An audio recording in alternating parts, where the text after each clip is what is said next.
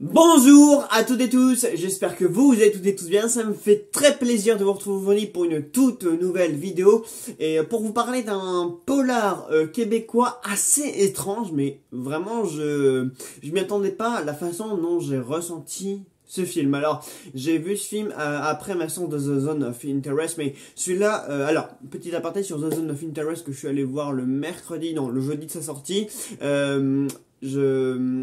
malheureusement, je voulais vous en parler, je voulais vous faire un retour en vidéo parce que c'est quand même un film expérimental qui est super intéressant sur la technique et sur l'angle adapté par Jonathan Glazer, et c'est pour ça que je voulais vous en parler parce que c'est un film super intéressant et dans la façon dont il dépeint la Seconde Guerre mondiale en ne filmant qu'un camp. Bref, j'ai trouvé ça assez bon, mais en fait, apparemment, il y a une expérience aussi sonore à vivre, justement pour nous faire ressentir ce qui se passe par-delà les murs du coup de cette zone nazie, parce que qui est située du coup juste à côté du camp d'Auschwitz. Malheureusement, je me trouvais apparemment dans un cinéma qui ne possédait pas un très bon son, une très bonne qualité optimale de ce niveau-là. Sur l'image, ça a été, mais c'est sur le son en fait que moi j'ai rien entendu du tout, parce que j'ai vu plein de retours où les gens me disaient putain, le son, l'expérience sonore, etc. Donc qui faisait allusion à ce truc technique là, et malheureusement en fait moi le fameux gros mixage son en fait, donc qui permet qui situe en fait le film à une autre étape, bah moi du coup je l'ai pas ressenti comme ça, donc du coup il faut que j'aille le revoir pour vous en parler, mais voilà sinon. Et sachez aussi que je planche toujours sur les top flops et films de top 2023, mais ça prend énormément de temps et malheureusement c'est en dernier, j'ai pas trop de temps. Mais bref, aujourd'hui je vais donc vous parler du film du thriller québécois Les Chambres Rouges, que j'ai trouvé également super intéressant parce que en fait on y suit en fait une adoratrice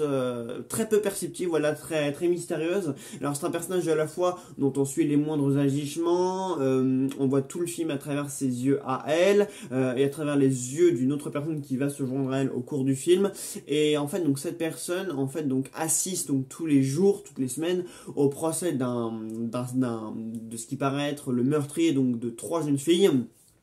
donc nommé Ludovic Chevalier, voilà, donc au palais de justice. Donc elle assiste à ce palais de justice, mais on sait pas en fait vraiment quel est son but en fait de le suivre lui en fait en tant que meurtrier, voilà. Parce que du coup la personne qui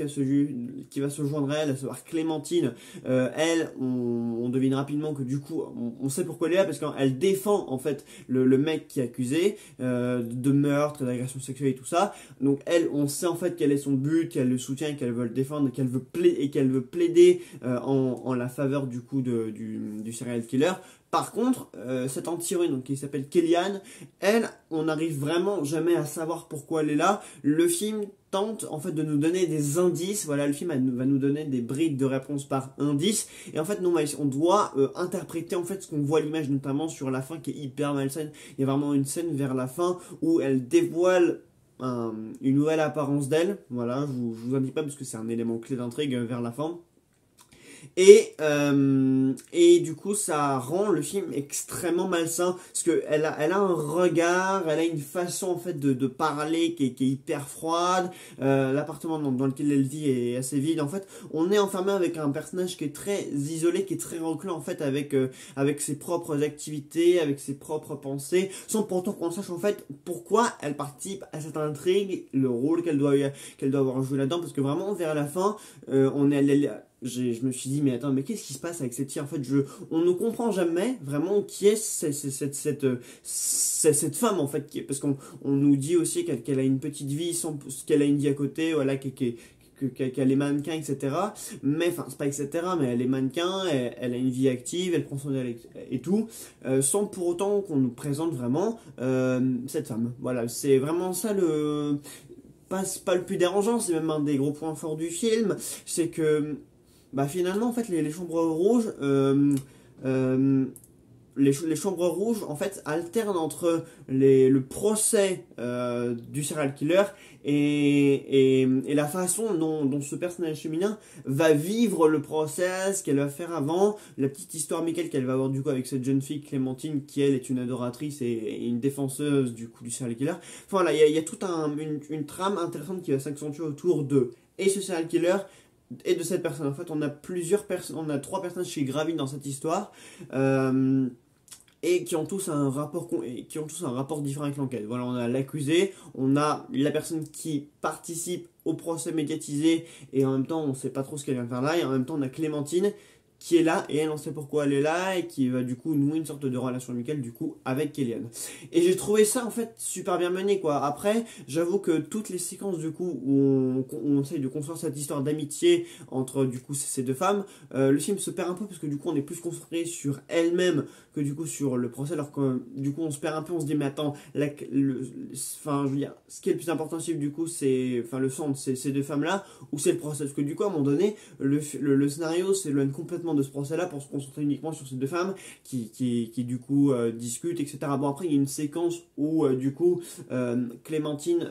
donc depuis l'appartement de Kellyanne va justement faire un appel à une émission qui parle de ce procès là pour défendre et expliquer son point de vue, etc. Donc ça, c'est la seule séquence du coup qui se mêle dans cette trame générale. Mais dans le reste, en fait, à la fois, je me suis dit, mais on est parti où là? Enfin, il y a un moment du film, pendant au moins 20, 25, 30 minutes, je savais plus trop où on était parti et j'avais peur en fait que le film soit complètement perdu et qu'on se concentre en fait totalement sur autre chose. Voilà, donc pour celles et ceux qui ont vu le film, je pense que vous allez comprendre. Je pense que vous voyez un peu ce que je veux dire. Donc si vous partagez mon point de vue ou pas, c'est vous qui voyez. Mais personnellement, pendant une bonne partie du film, il y a vraiment tout ce moment. Et après, on y revient parce qu'il y a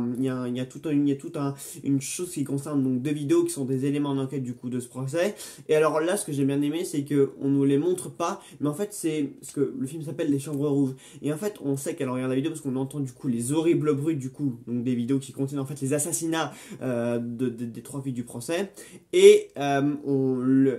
vidéo est retranscrite sur leur visage par une grosse lumière rouge. Et j'ai trouvé que c'était une assez bonne méthode de mise en scène en fait pour retranscrire déjà l'horreur, déjà les chambres rouges donc qui décrit le sang, donc le côté meurtrier, polar et malsain de la chose. Donc on a en même temps une couleur vraiment rouge vif qui va revenir sur la fin et ce qui laisse nos interprétations un petit peu mystérieuses parce que vers la fin en fait le personnage se promène dans des gros souterrains, il y a cette lumière rouge qui réapparaît comme ça. Donc voilà, donc il y a des fois il y a cette couleur qui se mêle à une mise en scène, qui se mêle au mystère entre parenthèses, donc qui entraîne cette femme, donc Kellyanne, donc qui m'a fait me poser pas mal de questions. Donc ouais, il y a quand même des astuces et des petites idées de mise en scène par moment, dans la façon de retranscrire les choses, dans la façon de parler des choses, de nous faire comprendre que les personnages, ils voient quelque chose quand même d'assez immonde, d'assez immoral, etc.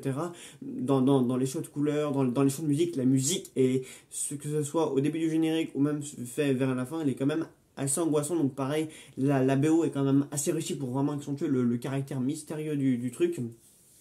Voilà, et puis pour entourer toute cette femme, voilà, Kellyanne en fait à la fois est un personnage vraiment mystérieux et super bien foutu parce qu'on ne perçoit jamais entre parenthèses sa personnalité, ce qu'elle vient faire là, pourquoi elle le fait, mais à la fois on y a quand même des indices qui nous laissent nous dire que cette femme est complètement cinglée en fait, voilà. Et donc ça, j'ai trouvé ça quand même vraiment très bon.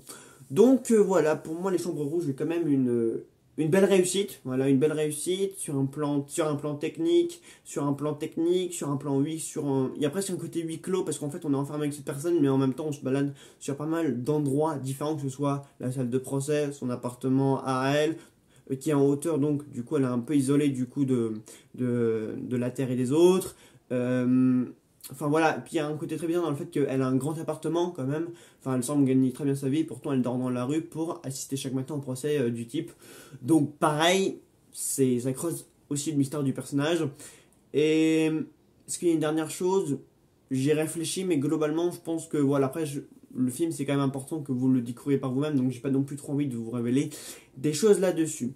Voilà, bah écoutez, en tout cas pour ma Chambre Rouge, quand même une sacrée réussite, vraiment je vous le conseille, c'est quand même un bon polar sorti quand même du Québec, donc vraiment allez-y, foncez le voir, il y a de super idées, il y a une très bonne écriture, le dénouement est quand même intéressant, la façon dont le film se termine aussi, c'est intéressant, enfin c'est un film qui est très mystérieux, voilà, donc si vous posez plein de questions, vous attendez pas à ce que le film vous les révèle, parce qu'il y a quand même plein de questions dans votre sens qui vont rester en suspens. Mais après tout, c'est ça aussi qui est le plus intéressant avec un polar, c'est que des fois il y a vraiment des questions comme ça intéressantes qu'on a envie de savoir, qu'on a envie de connaître, mais le film nous dit non, tu t'as pas envie de savoir ça, soit parce que c'est trop morbide, ou parce que c'est sinistre, et que quand même l'histoire qu'il nous a racontée là-dedans est quand même assez sinistre. Mais voilà quoi, parce que le mystère dans un polar c'est quand même super important, mais la façon dont il est cultivé, construit et créé, Là aussi, c'est ce qui en fait toute sa réussite. Voilà, bah écoutez, j'espère que la vidéo vous aura plu.